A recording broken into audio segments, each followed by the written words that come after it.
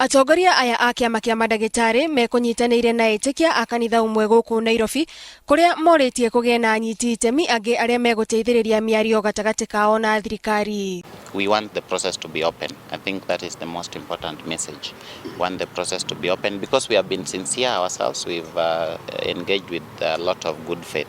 Nimathiete na mbere kuga ati mari na mwihoko thirikari ni igukinyaniria ciĩranĩro ciao niguo menyamariko ya Akenya ikinye muthia. We hope that the government will agree to mediation so that we can break the impasse and the stalemate, and so that we can also have a framework or a matrix to implement the CBA. That we continue praying that can be you and the government reach a solution so that we can all of us alleviate the suffering of Kenyans, including that of doctors.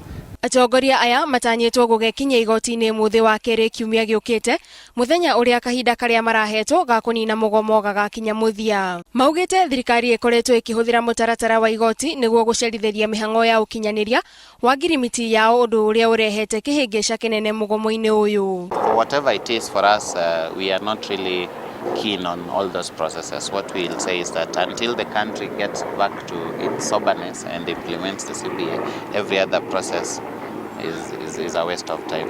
Nginyagia riu anene aya matire maratabania miario o yothe gatagati kao na thirikari kuma riria igoti riarugamirie kioho kiao gwa kahinda ga thiku 5. Handu-ini ha Inooro TV, njitagwo Gathoni wa Jehia.